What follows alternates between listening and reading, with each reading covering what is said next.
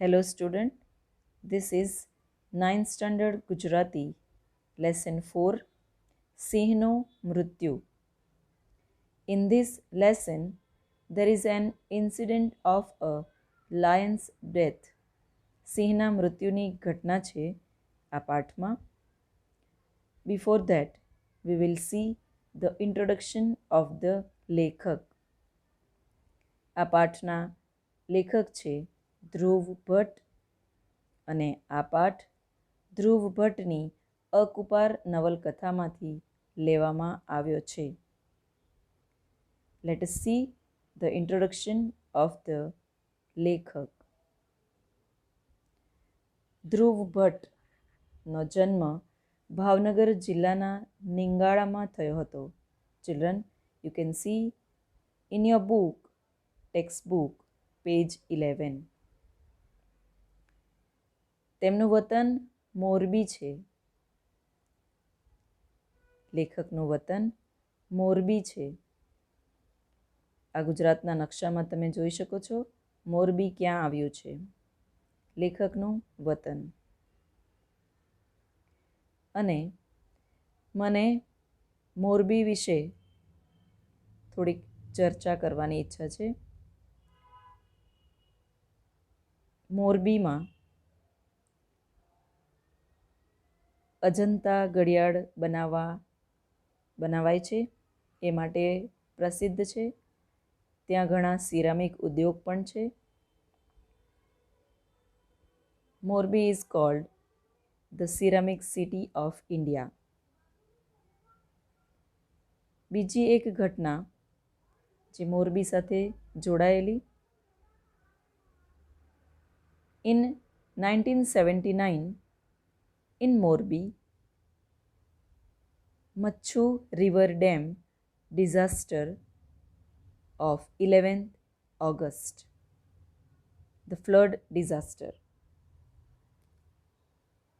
પુષ્કળ વરસાદ પડવાથી મચ્છુ રિવર પરના ડેમ તૂટી જવાથી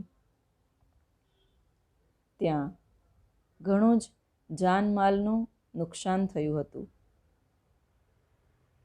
પશુ પંખી પ્રાણી ઘર વખરી વગેરે બધાને નુકસાન થયું હતું. I personally visited this place after this disaster. That is why I wanted to discuss with you. You can see the dam. You can see the river, Machu River.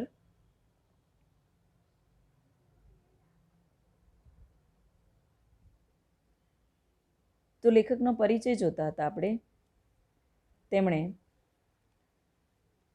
પ્રકૃતિ સાથેના મનુષ્યના આત્મીય સંબંધનું ગુજરાતી નવલકથામાં આલેખન કર્યું છે. સમુદ્રાંતિકે અગ્નિકન્યા તત્વમસી અતરાપી અકુપાર કર્ણલોક તિમિરપંથી તેમની નવલકથાઓ છે. શૃણવંતુ ગાય તેના ગીત તેમના કાવ્યો છે. ખોવાયેલું નગર તેમનો કિશોર કથાનો સંગ્રહ છે. તેઓ ગુજરાતી સાહિત્ય અકાદમીના પુરસ્કાર તથા સાહિત્ય અકાદમી દિલ્હીના પુરસ્કારથી સન્માનિત થયેલા હતા. તો વી હેવ સીન લેખકનો પરિચય એન્ડ લેખકનું વતન મોરબી. આપણને થોડી જાણકારી હોવા જોઈએ એટલે મેં તમારી સાથે ડિસ્કસ કર્યું. હવે લેસન જોઈએ પેજ 11 પર. મેં પહેલાં કીધું એમ કે આ અકુપાર નવલકથામાંથી લેવામાં આવ્યો છે એક અંશ એટલે એક ભાગ. અહીં સિંહના મૃત્યુની વાત થઈ છે. અકસ્માતે એક્સિડેન્ટલી થતું એક સિંહનું મૃત્યુ ગીર પ્રદેશના માણસોને દુઃખી બનાવી દે છે. દુઃખથી ગમગીન બનાવી દે છે એટલે ખૂબ જ દુઃખી બનાવી દે છે. તેનું અહીં આલેખન થયું છે. ગામના પાદરમાં આવેલા પુલ પર રાત્રે બંને બાજુથી આવતી ગાડીઓની લાઇટમાં અંજવાઈ જઈ અંધકાર બાજુ કૂદી પડતા સિંહનું મૃત્યુ થાય છે. મૃત્યુ પામેલા સિંહનો માણસની જેમ અંતિમ સંસ્કાર પણ થાય છે. સિંહના અંતિમ સંસ્કાર નિમિત્તે માત્ર સાસણ જ નહીં, ગીરનો પ્રદેશ જૂનાગઢમાં આવેલો ગુજરાતની અંદર આજુબાજુના બીજા 10 ગામ પણ બંધ પાડે છે, શોક પાડે છે, સિંહના મૃત્યુનો શોક પાડે છે. અહીં મનુષ્ય અને પ્રાણીની આત્મીયતાનું આલેખન થયું છે. Children, a lion is dazzled in the focus of the two vehicles coming from each other's opposite side. રાત્રે પુલ પરથી બંને બાજુથી આવતા વાહનોની લાઇટમાં અંજાઈ જાય છે. લાઇટનો ફોકસ આંખ ઉપર પડે એટલે સામેથી સ્પષ્ટ દેખાતું નથી. So lion jump up the wall of the bridge and falls into the river and dies. પુલ પરની દિવાલ કૂદીને નદીમાં પડે છે સિંહ અને એનું મૃત્યુ થાય છે. The lion is given cremation. સિંહનો અંતિમ સંસ્કાર થાય છે. અહીંયા પ્રાણી પ્રેમ દેખાય છે ચિલ્ડ્રન. સાસણ અને આજુબાજુના 10 ગામ સિંહના મૃત્યુનો શોક પાડે છે. So there is a picture of intimacy of a man for an animal. મનુષ્યની પ્રાણી પ્રત્યેની આત્મીયતા, લાગણીનું આલેખન આ પાઠમાં થયું છે. આ પાઠની અંદર કેટલાક તળપદા શબ્દો છે, તળપદી બોલીમાં દેશીય શબ્દો. ગામડે દરેક ગામડે થોડી અલગ અલગ ભાષા બોલાતી હોય, એમનો લહેકો, બોલ, વાણી થોડી અલગ હોય.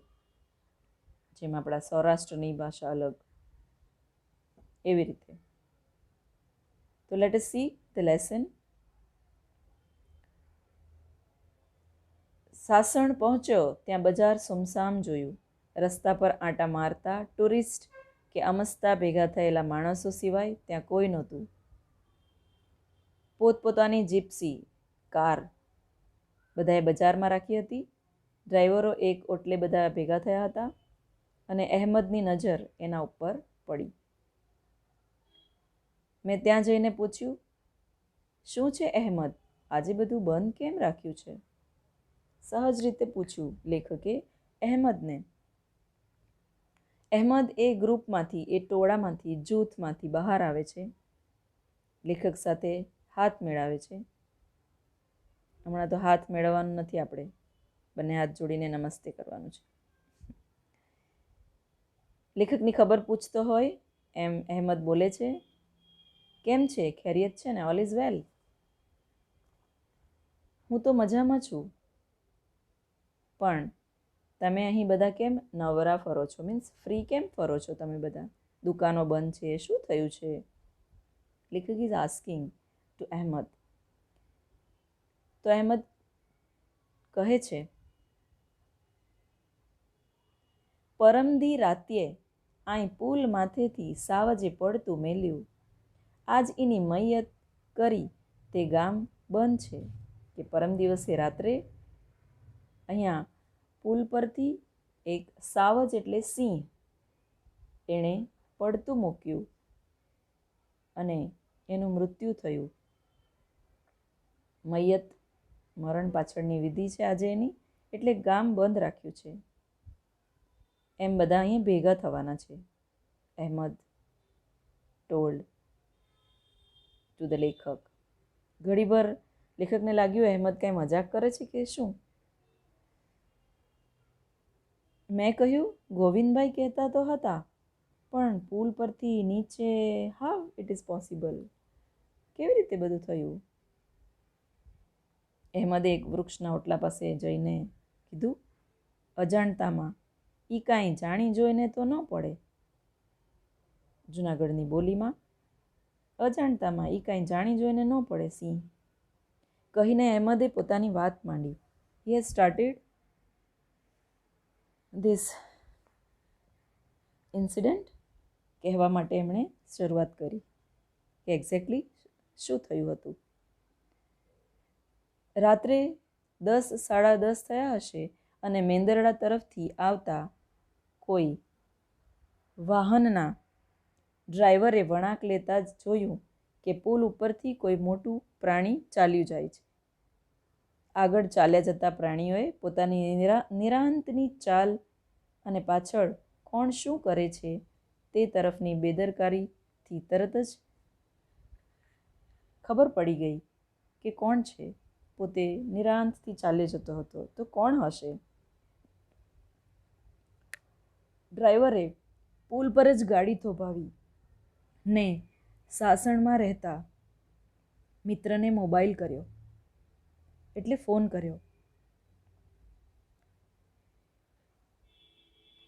અહીં પુલ માથે સાવ જ હાલ્યો જાય છે કે પુલ પરથી સિંહ ચાલ્યો જાય છે.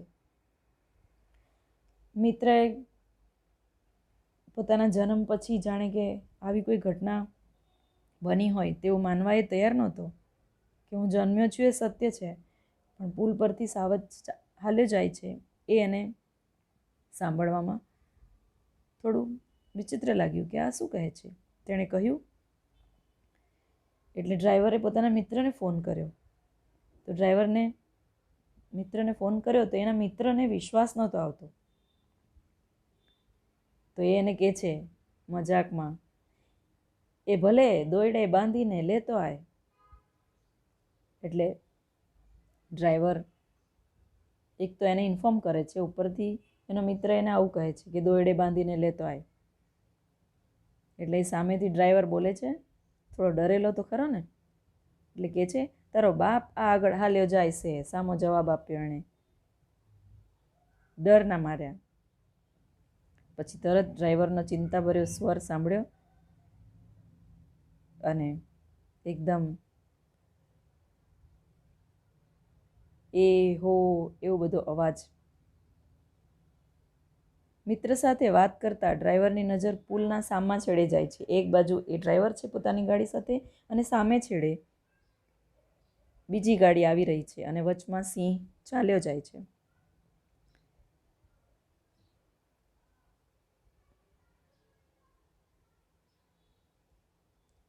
આ પુલ પર સિંહ ચાલ્યો જાય છે એ મેં તમને બતાવવાની કોશિશ કરી છે. અંધારું છે સો દેટ સિંહ is not looking clear.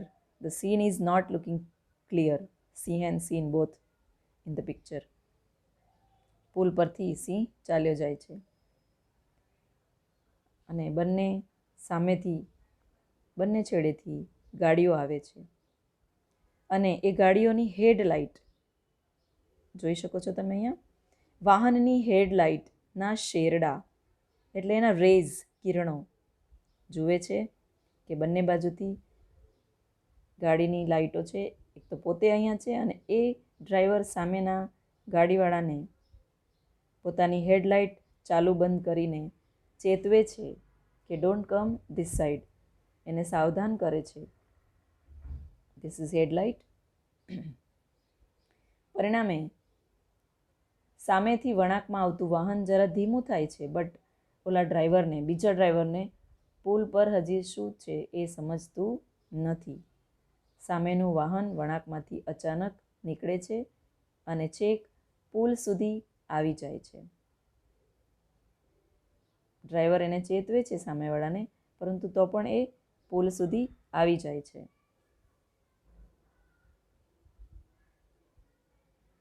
Page 12. ગામના પાદરમાં ગણાય તેવા પુલ પર સિંહ ચાલ્યો આવતો હતો.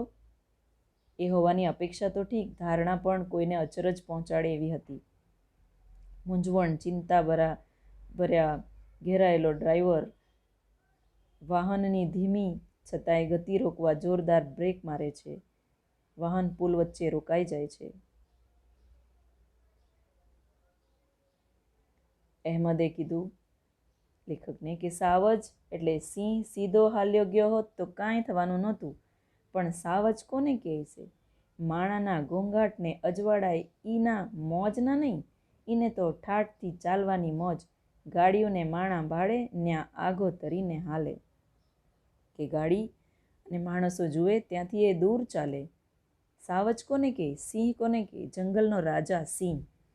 એટલે એની ચાલવાની અદા. અહેમદની વાત સાચી હતી કે અરણ્યની કેડીઓ પર બંને તરફ શું ચારે તરફ વાહનો હોય તો પણ, જો જંગલમાં ચારે તરફ વાહન હોય તો પણ ગીરનો વનરાજ એ પોતાની મસ્તીમાં બેઝીઝક ત્યાંથી નીકળી જાય. પરંતુ અહીં પુલ, એના ઉપર સિમેન્ટ, ડામરનો રસ્તો, એને આ બધું નવું લાગ્યું. અને બેવ તરફથી આવતા વાહનની લાઇટના શેરડા એટલે પ્રકાશના કિરણોથી એ અને અવાજથી કંટાળીને એણે પ્રકાશહીન દિશામાં જવાનું નક્કી કર્યું. અને શાર્દુલ શબ્દ વાપર્યો છે અહીંયા. શાર્દુલ એટલે સિંહ. એ પુલની પાળી કૂદીને બીજી તરફ જતો રહ્યો.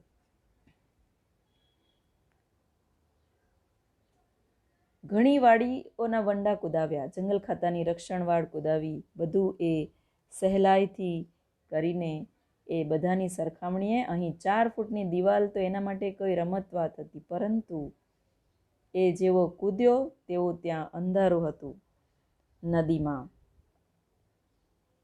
અને બીજી બાજુ એને શું છે એ ખબર ના પડી. દિવસ હોતે તો એને ખબર પડી જતી, પરંતુ રાતના સિંહને કાંઈ ખબર ના પડી.